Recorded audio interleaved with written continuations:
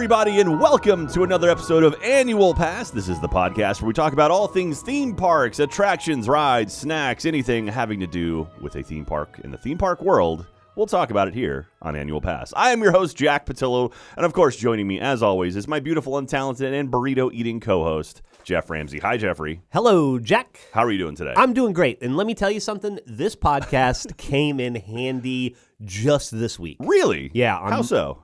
On Monday night, my girlfriend and I did, in Austin, we have this thing called the Trail of Lights. Yes. And it used to be through a park we have, like a semicircle park we have.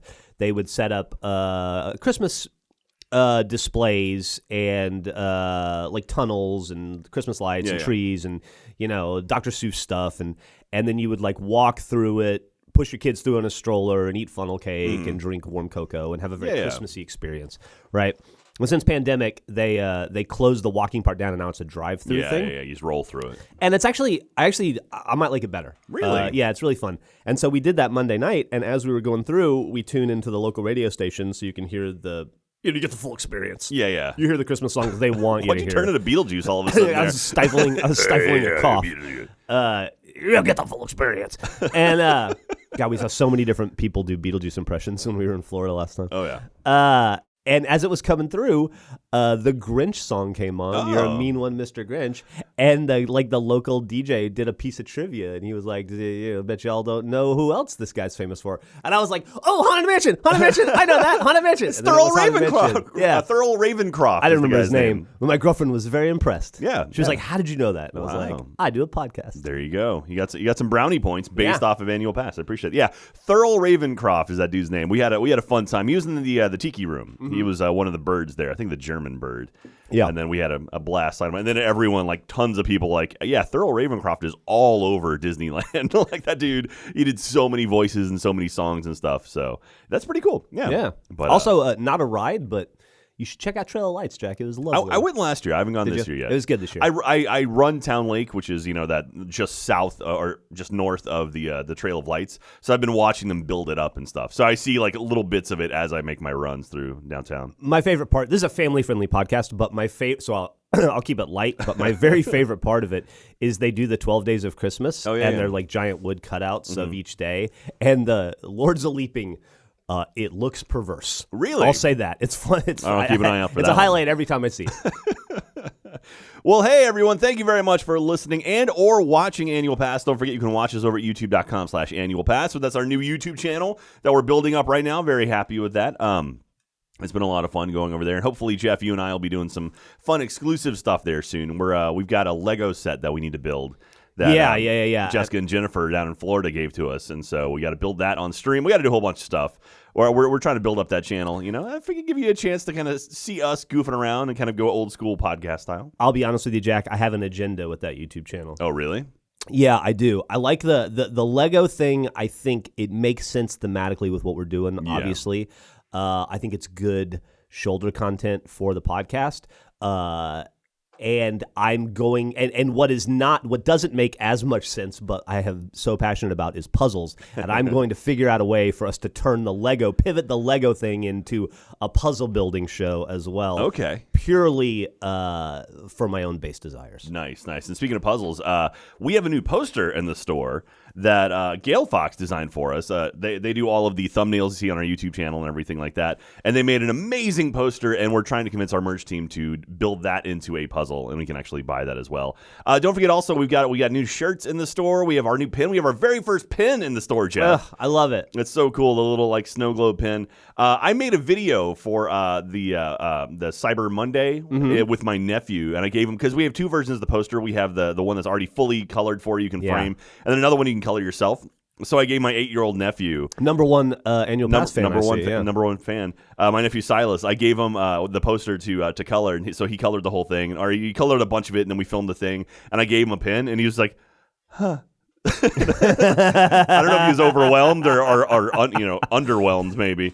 But it was pretty great. It was a lot of fun working with him, too. And that was his introduction to the internet. I had to have a whole conversation with his mom about it. Oh, really? Yeah. I thought that was an adorable video. It was cute. It was good. And it's funny because he called out the Tim Tracker as well, because he said, like, he was talking about pins, and he said, like, the Tim Tracker found Club Penguin pins at Disney World last time. And he's like, I don't know if those are official. And then Tim actually responded on Twitter. So it's like, oh yeah, and like he says, my goal in life now is to trade an annual pass pin, or to find an annual pass pin in the wild and trade a Club Penguin pin for the annual pass pin. I'm like, that's awesome. So Tim, if you're out there, we'd love to have you on. The Trackers are great folks. I love their channel. Like those guys, they're sort of like the original Disney vloggers. They're in rarefied air. Yeah, and they're super nice. They're actually, it's funny because they were actually on. I was checking his channel. He's on the Disney cruise right now with his family, and it's like that's pretty cool. It makes sense. Or at least when we recorded this episode. He's on theme. Yeah, absolutely. Yeah. So anyway, so store.roosterteeth.com. Grab some of our merchandise. Don't forget to follow us on the socials. We are annual_pass on Twitter and on Instagram. That's where we post a bunch of cool stuff and whatnot. So, Jeff, we had a fun episode today. I themed this one. I wasn't going to do this one, but I figured now is the time to do it because today we are talking about the Haunted Mansion Holiday, which is the Nightmare Before Christmas reskin of Haunted Mansion out at Disneyland and actually Tokyo Disneyland as well. So this whole episode, I'm going to just challenge you on your knowledge of the Nightmare Before Christmas. Okay. Are you a big fan of that movie? Well, let me think. Okay. Tim Burton, Nightmare Before Christmas, Jack Skellington. Hey. Saw it in the theater when it came out, and I think I have not thought about it since. Okay. I remembered it being, I would give it like a B. I remember thinking like, okay. Yeah. That was pretty good. Okay. And then, I don't think I've thought about it again until this moment. I'll be honest, not a huge fan of the movie. I mean, it's an okay movie, but people lose their minds for this thing. It is one of those films that has connected with its audience in an enduring way. It's one of those things like when I saw it, I was like, oh, okay, that was all right. Like, but like, people loved it. First of all, do you know who directed Nightmare Before Christmas? Yeah, Tim Burton. Incorrect. Oh, he didn't? It's titled Tim Burton's Nightmare Before Christmas, but it's actually Henry Selick directed Nightmare Before Christmas. That's a fun trivia question you can throw out and throw a lot of people off. You know, interesting trivia about Henry Selick. Who's that? No relation that I'm aware of to Tom Selleck. Actually, true trivia fact about Henry Selick. I believe he directed the movie Monkey Bone. With Brendan Fraser? With Brendan Fraser. Show me the monkey? Yeah. I think he did. Ben, can you look that up? I'm 90% sure he also directed, because it was like one of those things like he didn't do much, but there was some animation in there, and I think that was his movie. Can I tell you a very brief Monkey Bone story? Absolutely. So in the in the history of the day job, Rooster Teeth, the company that makes all this possible, our umbrella, that's saving us from acid rain. Way back before we started Rooster Teeth, when Gus and I were just screwing around making websites like Ugly Internet and Drunk Gamers and all that stuff, he made a website called showmethemonkey.com and it was just a video of a monkey like eating a banana, I want to say. It was just like a flash video that he made. Either he made or his girlfriend at the time made or Bernie made. Well, anyway, and so Gus bought the domain showmethemonkey.com, and it was just this flash animation of this monkey going back and forth. And then, like 2 months later, this is when the internet was just a weird, wild place. West. Yeah. Then, like 2 months later, we saw the trailer for Monkey Bone, and he screamed, "Show me the monkey" in the trailer, and we thought, we're going to get rich. I don't know how we thought we were going to get rich, but we were like, oh my God, this is the greatest thing that's ever happened to us. And zero came of that, by the way. Yeah. As it should. But it was, there you go. There you go. That's my short story. Ben gave us a thumbs up. He did direct Monkey Bone, so I was correct on that. So there you go. Tom Selleck directed Monkey Bone. Not a lot of people know that. Quigley Down Under himself. Another trivia question for you. Do you remember what the name of Jack's dog is? Spot. Close. No, not at all. Is it Arrow? Getting closer, actually. No, I don't know. You actually literally said it not too long ago. Oh, Tim Burton. That's it. The dog's name is Zero. Zero. He's a little floating dude. Yeah, Zero. He's really cute. Actually, I do remember that. Little like Rudolph looking dog thing. And then I forget is it not Jane? What's the name of the female in Nightmare Before Christmas? The love interest. Is it Ruby or? It's again not a huge Weiss, fan. Yang, I don't know. Sally. There we go. Thank you, Ben. So anyway, Nightmare Before Christmas. That's the movie we're talking about today. So Haunted Mansion, obviously been around since the 60s at Disneyland, one of the classic attractions. Not an opening day one, but definitely one of the older ones. We've done an episode on it before. If you want to check out that episode, go back and listen to it. I forget what number that was. But Haunted Mansion, they came, and I pulled some information down from Wikipedia. I'll be honest, I haven't done this. I haven't ridden this attraction. So my knowledge is kind of all based off text and whatnot. Pass holders, if you're listening right now, If you've been on this or you have information about it, feel free to leave it in the comments because I'm actually really curious about some of the Easter eggs. There's tons and tons of stuff about this one, and I only have kind of like a skimming the level, the top level of it. And while we're skimming the top level, let me just interject a quick thing for the audience. When you're listening to this and you realize that Jack and I obviously are not lifelong Nightmare Before Christmas fans, and we just have a passing familiarity with it, and that's offensive to you because you cherish this movie and probably wait for holidays every year to watch it. Probably watch it at Halloween and at Christmas. The creepy smile. Yeah, on your face as you should because it's resonated with you in that way.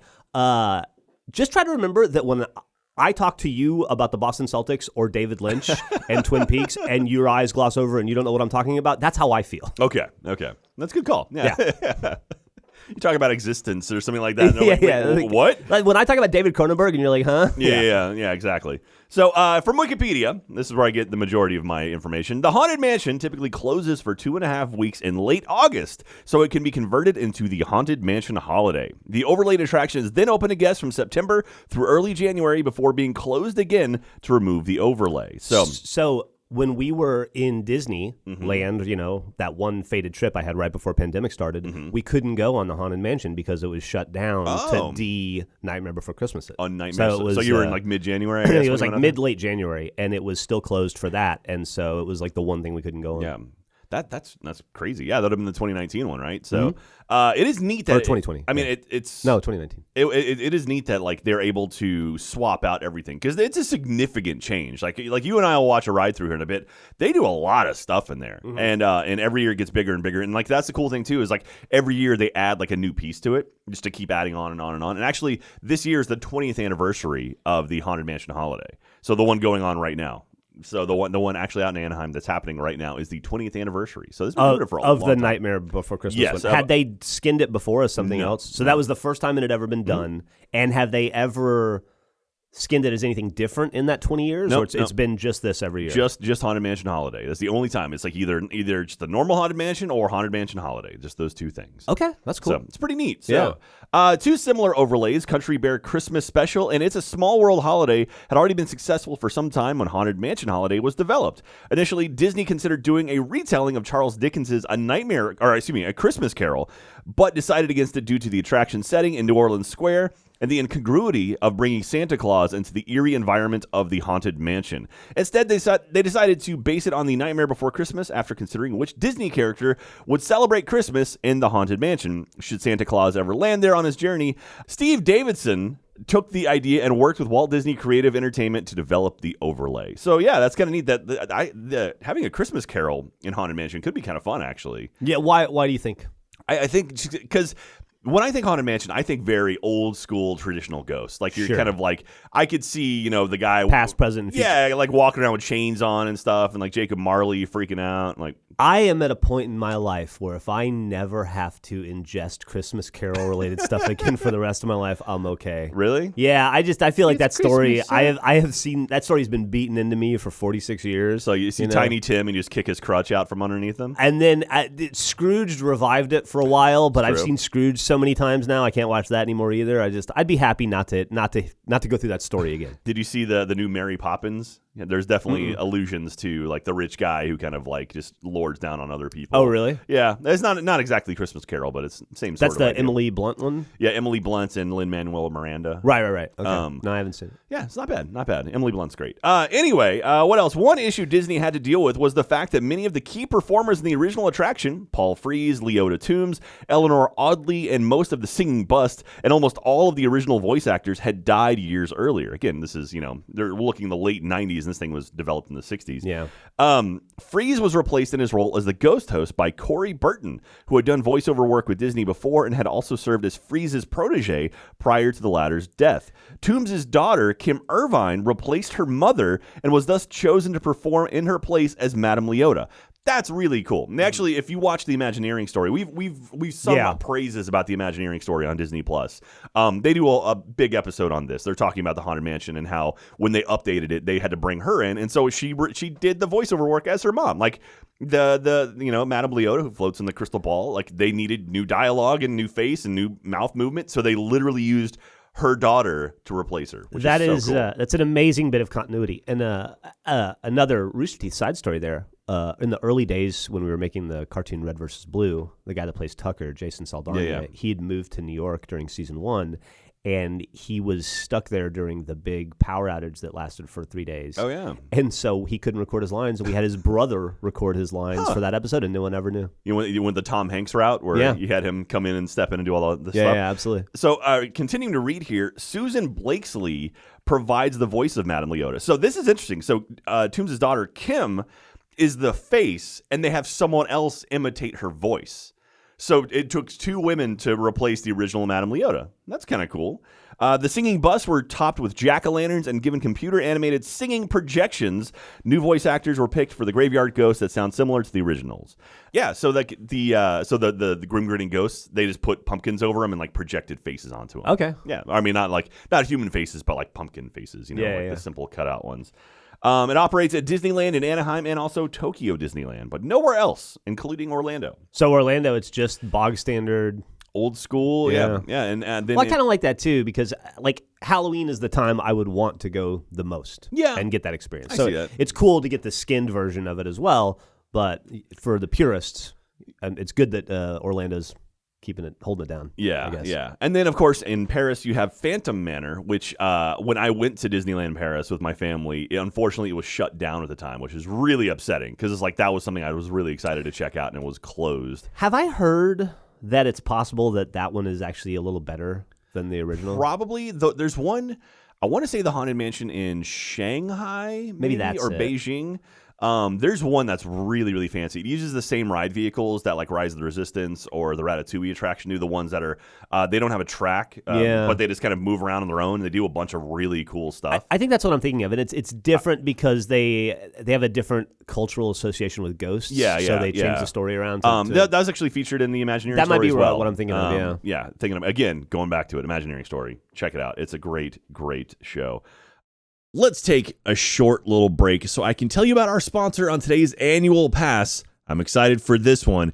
It is The Matrix Resurrections. The Matrix Resurrections is a continuation of the story of the first Matrix film, starring Keanu Reeves and Carrie-Anne Moss, reunited as Neo and Trinity. Do you know Neo is an anagram for one? I don't think that's a spoiler. That's pretty old. It's an unexpected expansion of their story that ventures back into the Matrix and even further down the rabbit hole. And in this mind-bending new adventure, the world is more provocative, reality is more subjective than ever, but all you need to see the truth is to free your mind. It's just that easy. In The Matrix Resurrections, return to a world of 2 realities. One, everyday life. The other, what lies behind it. Ooh, spooky. To truly know himself, to find out if his reality is a physical or mental construct, Neo will have to choose to follow the White Rabbit once again. I bet he chooses to follow it. I don't know. I haven't seen the movie yet, but I'm going to assume he probably does. And if he's learned anything, it's that choice, while an illusion, is still the only way out of or into the Matrix. Little twist there. Neo already knows what he has to do, but what he doesn't know is that the Matrix is stronger, more secure, and more dangerous than ever before. Deja vu. Watch The Matrix Resurrections in theater and on HBO Max at the link in the description on December 22nd. Go check it out. I'm very, very pumped for this one. It's Lana Wachowski, and I can't wait to see this amazing film. Everything I've seen of all the trailers. I haven't seen the movie yet, but I've seen the trailers, and I'm very, very excited for it. And seeing Neo and Trinity back together again? Come on, how cool is that? That's very awesome. So check it out. Coming out December 22nd, HBO Max if you don't want to go to theaters, or you can go to theaters. Either way, very, very cool. Love it. I'm very excited to have them as a sponsor. So that's going to do it. Thank you very much again for sponsoring this, and thank you for listening and, not skipping past the little ad read. It's a good one. It's a good one. You should check it out. So with that being said, let's get back to Annual Pass. Yeah, and so again, a lot of cool stuff happening in it, but I figure, Jeff, maybe you and I should just go ahead and take a ride on the Haunted Mansion holiday. It's about time. And then we can discuss what we see later, and we can try to remember the names of all the characters in the show. Remember, what's her name? Sally. They got it. Yeah. And the dog's name was Zero. there. See, you're a pro at this point. All right, Jeff. Jack Skellington. All right, Jeff. So, are you ready to go on the Haunted Mansion holiday? Haunted Mansion holiday with me right now and celebrate all things Nightmare Before Christmas? Yes. Do I have to keep my hands and my mouth shut, or can I talk? You should. I mean, you can talk if you'd like. Okay, if I have questions. Just don't reach out because the ghost will take you. There's 999 happy haunts. They need one more. There's room for one more. Excuse me. Okay. Anyway, you ready? Yeah. Okay. Here we go. Jeff. Yes. Hey, Jeff, we're at Disneyland. Hey. Yeah, we're on the West Coast again. We haven't been here in a while. All right, Actually, okay. we were just on a credit coaster, but that's okay. But hey, we're on the West Coast. Maybe we went from DCA over to Disneyland. We take an Uber. Yeah, well, I mean, we can just walk. It's literally right. My back hurts. I told you. I'm having problems with my hip. Jeff, let's go to the Haunted Mansion. Oh, Jeff, look, it's special today. Okay. It's the Haunted Mansion holiday. Yay! Look outside. Look at all the cool pumpkins and like the scarecrows and stuff. You see all that? And look, you can see it's Jack Skellington. It's his sleigh is on the roof, and you can see he's got the equation for Christmas. Do you remember the equation? Do you know what the equation for Christmas is? I don't. It's lots of good stuff. It's all written right there. You can't see it? Oh yeah, there it is. What's that? What's the third thing written there? Tinsel. Tinsel. Yeah, Okay, gotcha. you need tinsel. Yeah. All right, Jeff, let's go inside. And rise. Ooh, look. Okay, we're inside now. And we walked. It's like the days before Christmas sign is out front. And it's like, it's Christmas Day. We're going inside. Okay, we get inside. Oh, look at it. You can see all like the wreaths. Oh, I love and, it. There's little skulls and everything. Okay, It looks like we're in a gorgeous mansion. we are. Okay, Jeff, let's go inside. This is the stretching room. It's normally where the stretching room is. Ooh, look at the cool like wreaths and there's like it's stained glass, Jeff. Stretching room? Yeah, they know where you get to, where it's like, is this room stretching or that? But it's like it's redone for Haunted Mansion. Right. It's got all these pretty stained glass things around. It's beautiful. Really, really cool. Yeah. Okay. Oh, wow! Look above us. You can see it's a big stained glass up on the ceiling. Oh, Jeff, the room's stretching and it broke the stained glass. That's dangerous. That's not good. What? Watch out for glass. Look, it's revealing scenes behind it. Like there's the snake thing, and there's a spooky monster, and Jack Skellington's above us. He's looking down on us, Jeff. Why? Because he's scary. It's because he's. What's the story behind this? He's taking over. He wants to have Christmas. Okay. All right, okay, Jeff, we're gonna move in. They have all these cool paintings that like change and stuff. It goes from like it's a snowman, but it becomes a pumpkin. Get it? It was a pumpkin the whole time. It was so great. And then look, then the Zero. ghost escaped. You can see Zero flying around as well, Jeff. It's so cool. Oh, look at that. So many neat little paintings all over the place. Oh, it's beautiful. Yeah. There's the bus that look at you. They follow you with their eyes when you move past, and it says Noel on them. Ooh, spooky. Spooky Noel. All right. Okay, Jeff. Okay, let's go ahead and get there. Let's get to our doom buggy. All right. Oh, look. There's this awesome the cutout on the right side, or like just past it. It says Merry Christmas, and then it flips over and says Scary Christmas. Woo! I wasn't expecting that. And also too, all those little they pop up. There's a whole lot of them. It's really nice. There it is. Christmas, okay. All right, Jeff, we're moving along now. Keep your arms. The thing's gone down, and now we're moving. Okay, we're gonna go through the whole ride, Jeff. It looks like Wolverine from the X-Men up in front of us. What? Oh no, it's not. It's a cake of some kind. It definitely looked like Wolverine for a second. You thought Hugh Jackman was here with us? Look at all these presents, Jeff. It's so many presents. Ooh, spooky presents because they have pumpkins on them instead of like snowflakes and whatnot. I wonder what's in them. Oh, look at there's so many cool things. Oh, look, there's a pile of bones. We're looking down the hallway because of the pile of bones. Look at Zero floating around. Oh yeah. Instead of the candelabra that floats, it's the dog Zero. And there's bones everywhere. That's adorable. Because dogs eat bones. Oh look, okay, it's the coffin, Jeff. The guy's trying to get out of the coffin, but there's like a spooky like zombie thing or a vampire on top of it. Nightmare Before Christmas vampire. And then there's of course the singing flowers, of course like the Audrey 2s. Ooh, and it's a spooky wreath with lots of teeth, Jeff. Oh, that's. Oh, look at Madame Leota. She's there, and she's saying she's talking about Christmas and holidays. Yay! And there's all of these like tarot cards floating around the room as well. She's in an ornament. She is. It's an ornament instead of her normal crystal ball. All right, Jeff, let's go ahead and go through where we can see into the big dining hall where everyone's having a party. Look at all the pumpkins and all of the snow and everything. That's all the tinsel's up. Wow, look at that gingerbread house, Jeff. Look how big it is. That's huge. That's a real gingerbread house, too. Someone actually makes it. They bring it in every year. It's the tallest one they've ever had, Jeff. I bet somebody on Netflix made a whole season out of that, probably. Oh, look at all the pumpkins everywhere, and they're dancing. And look at the big spooky tree. Oh, that's adorable. They're dancing on the presents. But it's a dead tree, but it's like, oh, man, that thing is huge. That's a big tree. It's so cool. That's where Rockefeller Center trees go to haunt. All right, Jeff, we're in. This is normally the attic, but look at all Crazy duck. Look at all these Christmas presents up here. This is the attic. This is where the bride usually is. But now it's nothing. Oh, spooky! Spooky! The pumpkin popped out of me, Jeff. Scared the hell out of me. It scared me. Oh, look at there's the snake with all the names. It's going nom nom nom nom nom, eating all the names. Oh man. Okay, let's get out of here. Oh, look, it's the Hatbox Ghost. Hey, he's back. Yeah. There's a whole story about the Hatbox Ghost. Now, That dude looks like Scooby-Doo Ghost to me. a little bit, and then his head appears in the box. Oh, Jeff. Oh, that's funny. All right, Jeff, we're outside now. We can see all these. There's creepy like floating things everywhere. Look at the big spire of snow and pumpkins, Jeff.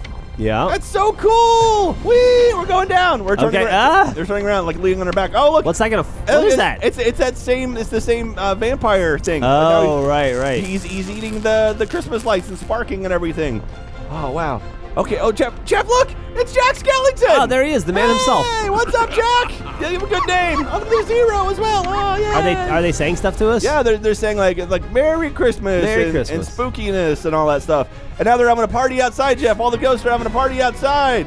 Like it's so snowy out here. Oh, look, there's Sally. Sally. She's looking longingly at Jack. Oh, it's so cute. Oh, okay, look. It's true love. It is true love. Oh, look at this. Oh man, all these pumpkins are so cool. Look, it's the Grim Grinning Ghost pumpkins, but they're that's normally where the busts are, but now they're pumpkins, Now they're Jeff. pumpkins. And they're singing like thematically correct. they're singing like Merry Christmas and stuff. And then all the heads have been replaced by pumpkins, and you can see Zero floating around that being is chased really and stuff. cute. It's really neat. Oh man, okay, Jeff, we're wrapping it up now. We're gonna come around the corner here. Oh, look at these crazy angels with like the pumpkin heads. But look in front of us, Jeff. Look, it's Oogie Boogie! And he's like, hey, I got things like tricks or treats. Holiday tricks. Oh, that's adorable. Yeah, and he's like, okay, what are you gonna land on? Who knows? And then we round the corner, and like, oh, we got spookies. They're in the Jeff. We're riding, and we can see in the mirror that they're with us. Oh, it's spooky. That's very cool. It's spooky. Oh, look at the thing pops up too to scare you, extra scare you. Oh my gosh. Oh, okay, Jeff. And with that, I think we're gonna round the corner, and we are done. Oh, we survived. We survived the Haunted Mansion holiday. Oh, we did it, Jeff. Yay! That was an intense sandwiching of two entire holidays. Wow. So lots and lots of cool stuff in there. The actual attraction itself is really, really neat. And the amount of work they do on it to change it, it feels like an entirely different attraction. That's really cool. And I wish they would do more stuff like this more often. Like not necessarily this ride, but like just lots of rides. I think it would be very, very cool. It's such a cool concept to take something that's been around for, decades and be like, let's change it up a little bit just for a little bit of time, And how long has it changed for? About 3 months. 3 months. It's like October to January. Yeah. And let's see, fun facts here. So the gingerbread house, that the one you see on the table inside the ballroom right now, that one they have for the current season is the tallest gingerbread house they've ever had. So of the 20 years, it's the biggest one they've ever had. And also, courtesy of I think James Willems was telling me he saw a documentary about the Haunted Mansion holiday because he's out on the West Coast. A buddy of ours out in California. He has access to special West Coast documentaries that we don't get over here. Well, he's more into Disneyland, I should say. He was saying that the guy who makes the gingerbread house every year hides his family's initials all over it, which is kind of cool. That's very cute. Neat little thing. Absolutely. Let's see here. The vampire teddy bear that we saw, that apparently is in almost every single room of the house. It's like a hidden Mickey. Like they put it all over the place. So keen-eyed, riders can spot him all over the place. So that's pretty cool. Is that vampire teddy bear from It's from the movie. Street? Yeah. It is. Nightmare on Elm Street. Yes. It's actually Friday the 13th, so it's in there. And also, apparently, so Tim Burton was one of the first people to take a ride through the very first Haunted Mansion holiday. Why? Like, I didn't even direct it.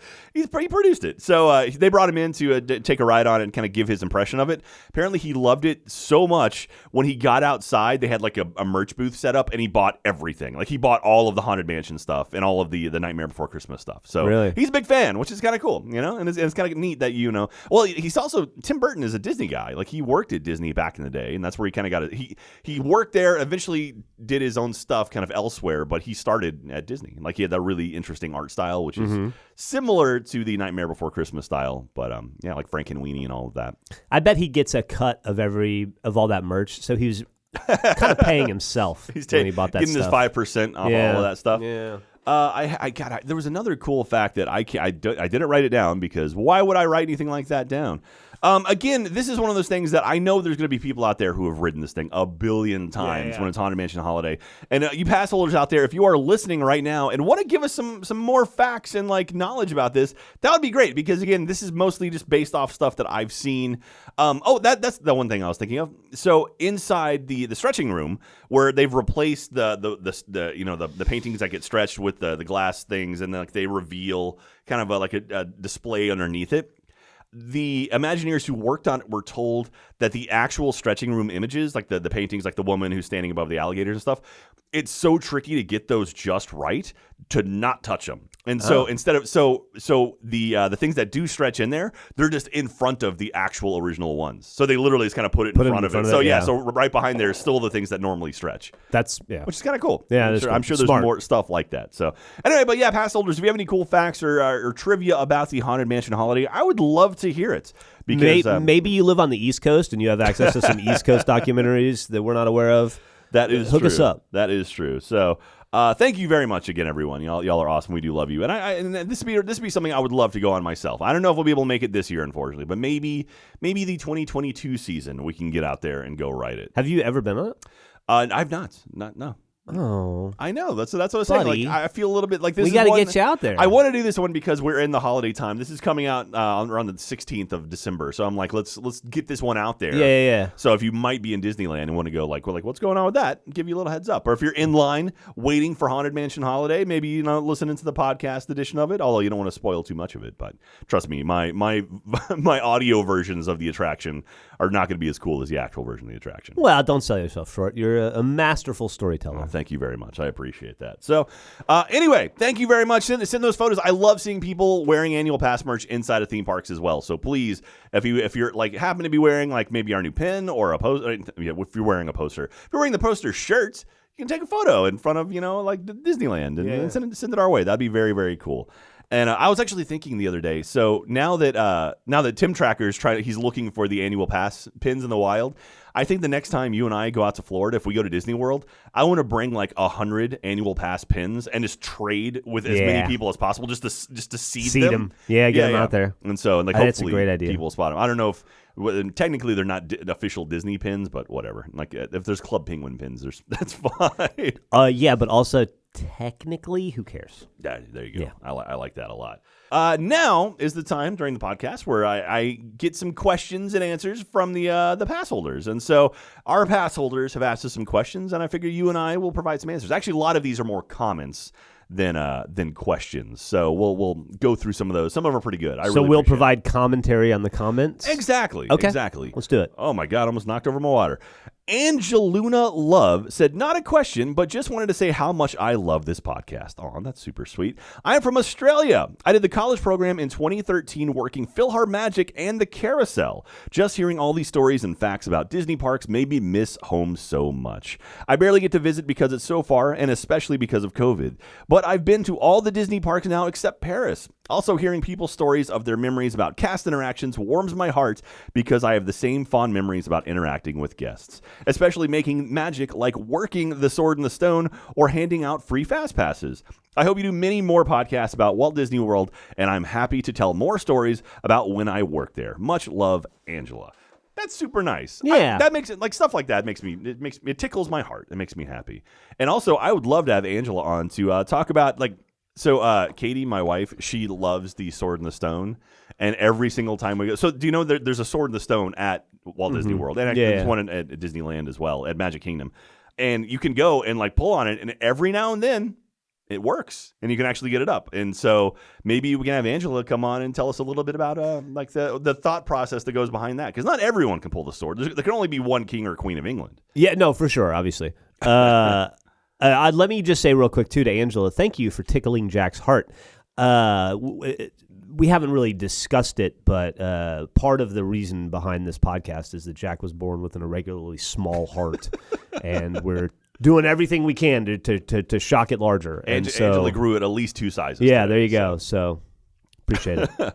Real Tyler Draper 91 says, you asked about different languages in stage shows and at different theme parks. So these are questions I pulled from the Enchanted Tiki Room episode. Okay. So we talked about like the Japanese version, or I think the Japanese version. The Lilo and Stitch one? Yeah, the Lilo and Stitch one. And I was curious about like, how the languages are and whatnot. Anyway, you asked about different languages and stage shows at different theme parks. I went to Disneyland Shanghai in 2019 and saw Mickey's Storybook Adventure show. The show was all spoken in Mandarin Chinese, but on the upper corners of the stage were translations in Cantonese and English. Some of the songs were a mix of Mandarin and English. It was still fun to see the show in another language. So there you go. That's cool. That makes sense. When I went to Disneyland Paris, everything was French. And so at the Disney... Go figure. Yeah, well, I mean, like, but there wasn't really English anywhere. Although the Lights, Motors, Action stunt show, they did, like, it's well, we'll talk about that one in the future. Fantastic stunt show. It's a car show. They have a director and everything, like they're filming scenes and whatnot. And they tried doing English, but it was very heavily French-inspired English, so it was very hard to understand. And also, it's over giant speakers, so it was like all muddled. Hard to understand English in America over those things. Yeah. But also, one interesting thing there was I mentioned to Jim Shull when he was on the episode we did with him. But there is an Armageddon attraction there. It's like a kind of a theater in the round type attraction, and in it starts with Michael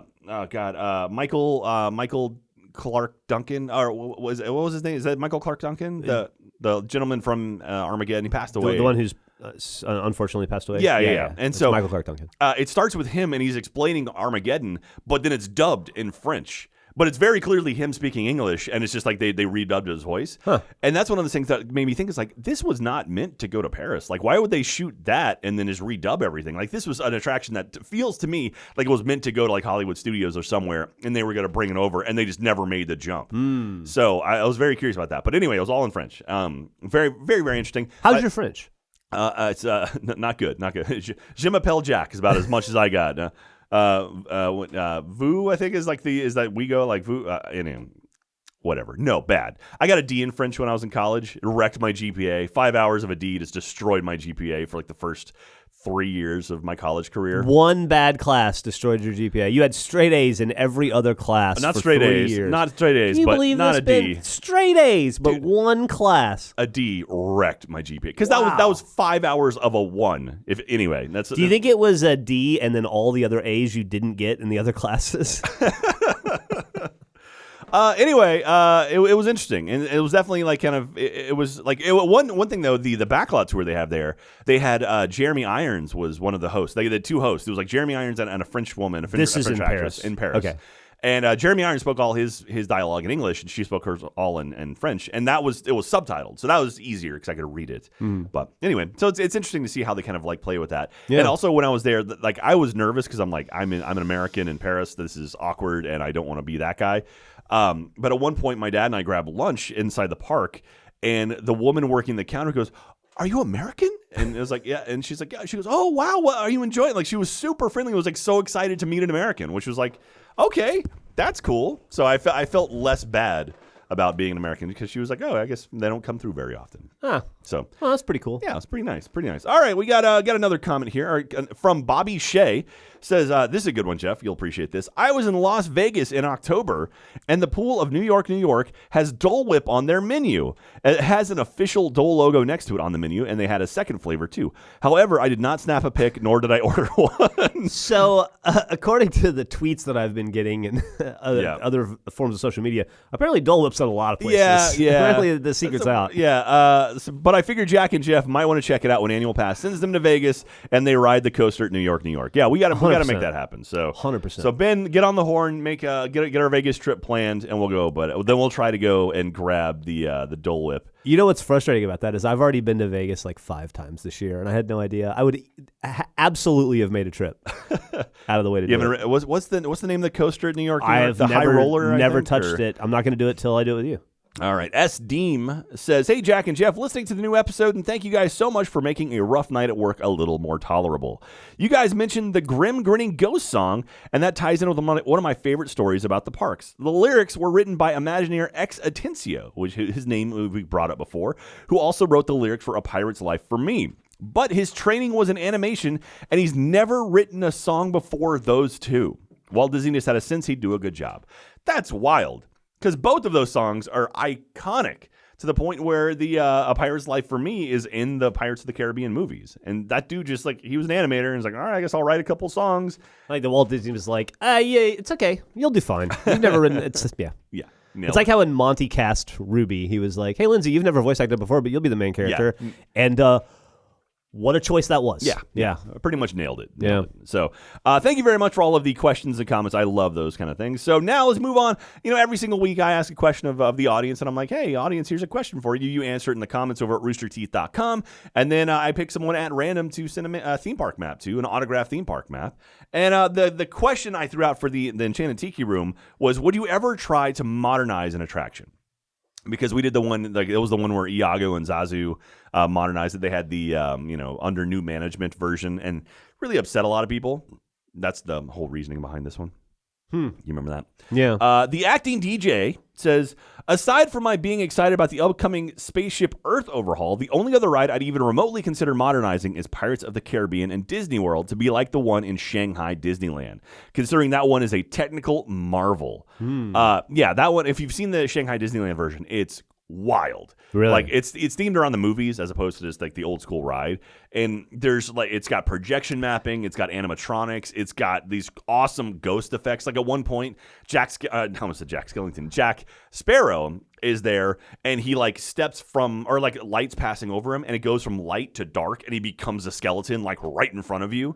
It's awesome. It's so cool. Have you this is a bit of an aside, but it's in the same area. Have you ever played the video game Sea of Thieves? Yes. Are you aware of that mission in Sea of Thieves? Yeah, I know they did a new, like a whole Pirates of the Caribbean like theme thing. Do they? Is it like you go through the ride, or so Bernie hit me up the other day about it. With to let me know about this so that I could surprise you with it, but I couldn't figure out how to get you into Sea of Thieves far enough in to the point where to surprise you with it. But he says that the mission, it's like the third mission of something. Anyway, he said that it is a faithful recreation of the ride, and you go through the ride 100%. And he said that he did it with someone who's very familiar with it, and the person was like blown away. So maybe at some point we should film a video of that and put it on our YouTube channel. YouTube.com/annual. I had been kind of working through it in my head for like the last maybe 2 weeks trying to figure out how to get you into that video without knowing it, and I decided it's not worth the effort. We should just do it. Yeah, like this. It'll be like the surprise won't be worth the amount of the pain in the ass it is. It'll be nice to play video games with you because you and I have never done that before. Yeah, it'd be a first time for everything.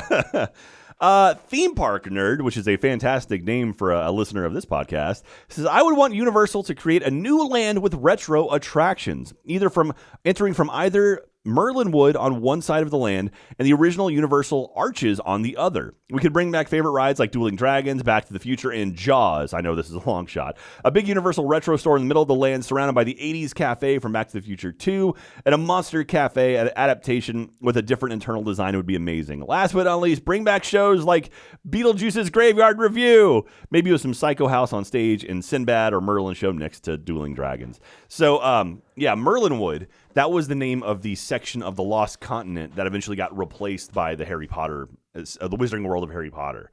So they kind of ate a chunk of that. They sort of took a little bit of Jurassic Park and a little bit of Lost Continent and dropped in, Hogsmeade right there. Mm-hmm. So Merlin Wood was that portion of the Lost Continent. And the whole Lost Continent now is it's in rough condition because there's not a lot to do there right now, especially the fact that Poseidon's Fury is shut down. Yeah, man, that's a bummer. I want to. Yeah. It looks like a huge, big ride that was probably cool. It's not a ride. It's like a walking show. Tour, but yeah, it's clever, and hopefully because they're refurbishing something over there right now. Like they haven't really said what they're doing, but there have been walls up for a while. So hopefully we'll be able to see that pretty soon. Because the last time I went on, it definitely felt like the kind of like a early 2000s Vegas show, like the bad CGI and like just some fire and stuff. And so like, you mean like the one in the hotel, Caesar's Palace, in the Caesar's Palace Mall. Yeah, it kind of felt like that. And so there is one. I don't want to spoil it for you because like eventually you and I will go on it just because our friends at Universal love us and we love them.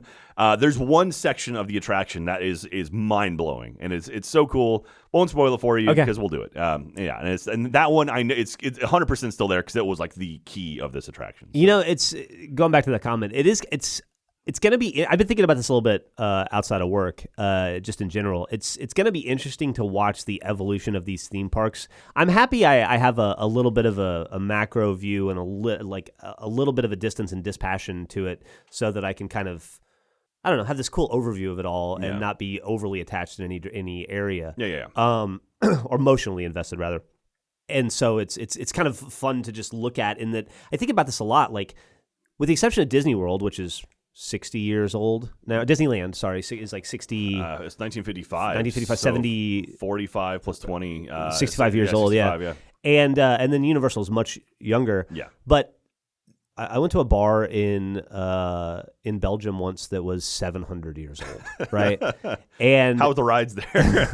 well, you think about like scale in history and how so much of like there's such a healthy mix of like having to refresh these entities with like the ephemera of the day to keep them current, but also hang on to history and nostalgia. And it's just going to be fun to watch over the next I'm 46, so I got another 65 years in me probably at least. Yeah. The goal is to make enough money to live forever, or at a very minimum put my head in a robot body, freeze my head like Ted Williams, because I would like to live forever.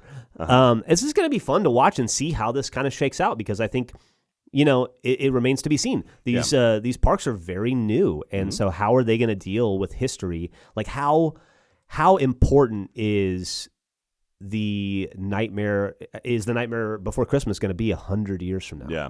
Or will it have been replaced 5 times over? Yeah. There's going to be people already probably riding this thing that have never seen the movie, just know it as a ride. And like, that's a neat update. Or does it become like cemented in the lore of the history of this place and just endure? It's going to be interesting to see what endures and what doesn't. Yeah, it definitely seems like like Universal versus Disney. Universal's very much in the kill your children kind of thing. Like they are very willing to update stuff and change things. So, which I appreciate. I like the idea of like stuff changes and like, all right, and like there's stuff I would love to go on again, but it's gone now. I would love to ride Confrontation again, but it's gone. And it's like, all right, but I have good memories of it. And sure. And The Mummy is incredible.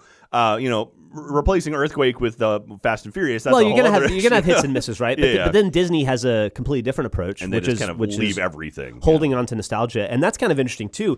And I think it's gonna become even more interesting. I feel like I'm lucky in that I was born in the 70s, and so I wasn't around for the beginning, but I'm close enough to that era, and I would assume you are too, born a little bit later than me. But I can still remember that world, and when I look at pictures of Walt Disney World or Disneyland opening in the 1950s, I can connect with that world. Yeah. I remember the remnants of that world in my childhood, but my daughter, who is that age in 2021.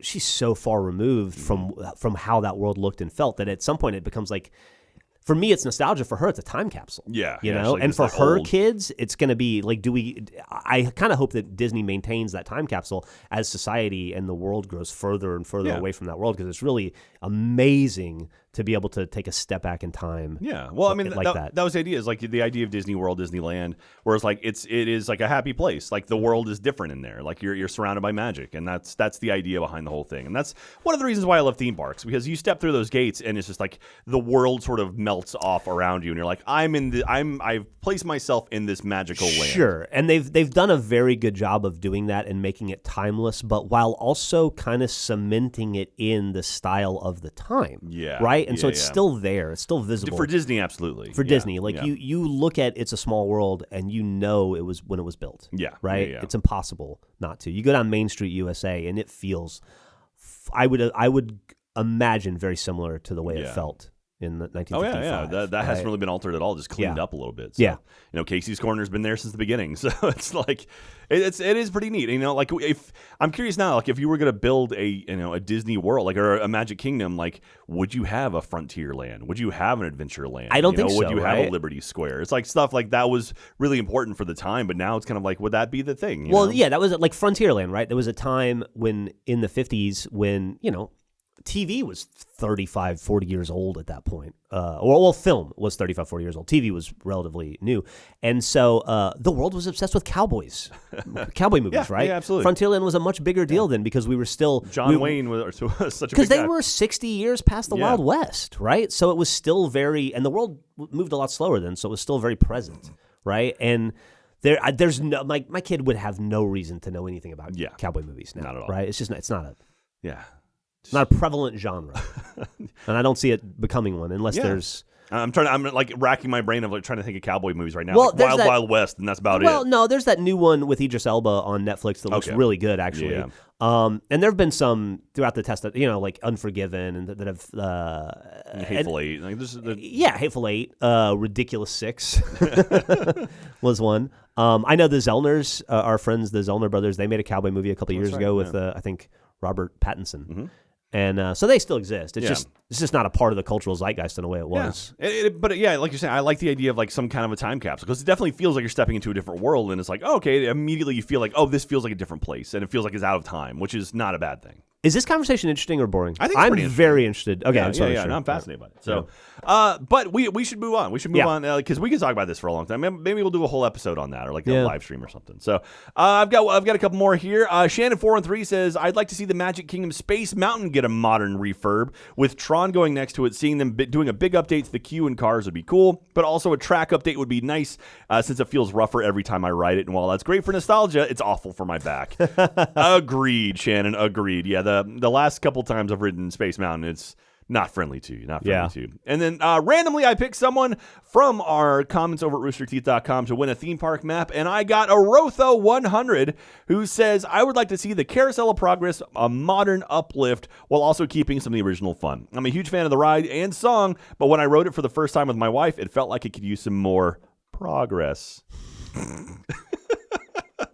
Congratulations, Arotha. I'll reach out to you via email and we'll get this over to you. So, well, Jeff, that's going to do. Oh, no, sorry. I've got to ask a question. I'm not going to pull a Haunted Horror Nights 2 and forget.